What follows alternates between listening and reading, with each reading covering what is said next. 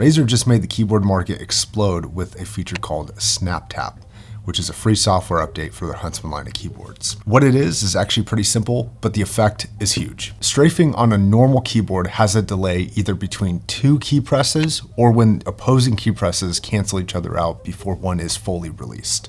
For example, you can either press A, then release and press D, go left, pause, then right, or press A and then try to overlap with D as best you can. But sometimes there's either a delay between the two presses or the overlapping causes basically a null input where nothing happens, again, a pause. SnapTap eliminates that latency entirely by turning off the previous key's input. So as soon as you press D, A is released, and then when you let go of D, since you're still pressing A is then immediately activated again. So this makes for some insanely fast strafing. This first clip is with SnapTap off, where I'm just strafing as fast as I can while staying on target. This next clip is with SnapTap on, and you can see that the strafe is not only so much faster, but it's actually a much tighter strafe as well. But where it gets really powerful is when you hold one direction and just tap the other one, because you can basically strafe as fast as you can tap, and if you time it correctly, you can stay in a very precise location. So this allows for not only jiggle strafing, but some insane corner peaks if you can get your timing down. I think it's also worth mentioning that Optimum Tech did a video about this, which is actually what taught me about this feature.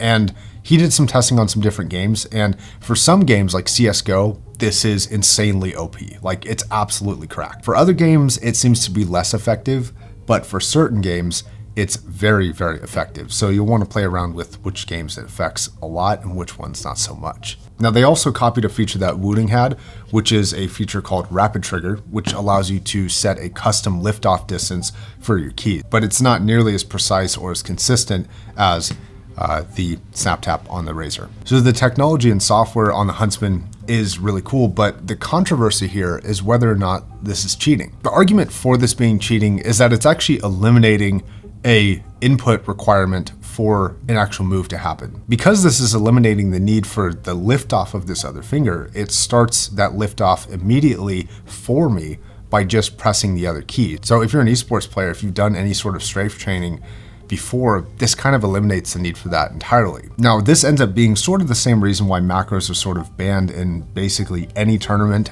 and almost all online games, is because with a single press of a keyboard, you can input multiple inputs. So for one physical input, it's outputting two keyboard inputs. Another reason to consider this as cheating is because an absolute amateur like me can strafe faster with this than a pro with a non-SnapTap keyboard. Like, I think I shouldn't be able to do that. But yeah, this keyboard is insane, like I said. The arguments I've seen for this not being cheating, the limitations of its use case. This is a very specific scenario. Not every game is affected, and the user's ability to actually use this is kind of questionable. In some circumstances, I could see this being very effective.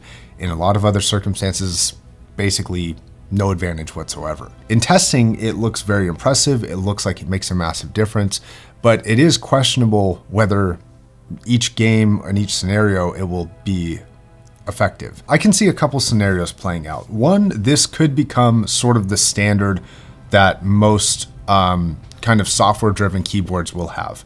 And I think that will provide a distinct advantage to software-driven keyboards versus non-software-driven keyboards.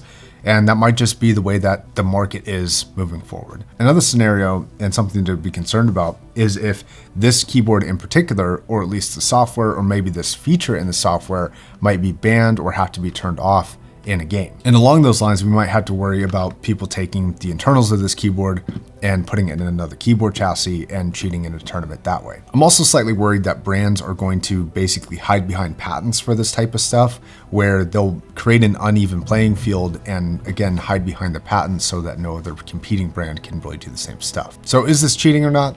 I don't know, you tell me. I think PC hardware has been pay to win for a while now. Better frame rates through more expensive equipment like GPUs and CPUs.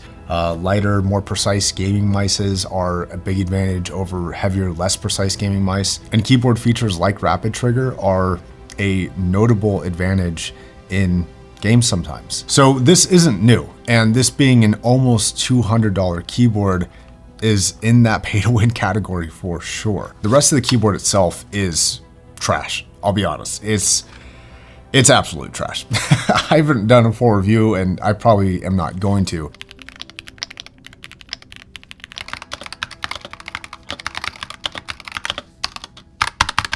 I don't know if plastic gnashing is the best way to describe it, but that's how I would describe it. It sounds terrible. At almost $200, this is very much pay to win. And outside of software, I don't think this keyboard has really anything to offer for that money. But because of the software, cheating or not, it is the best performing keyboard on the market today.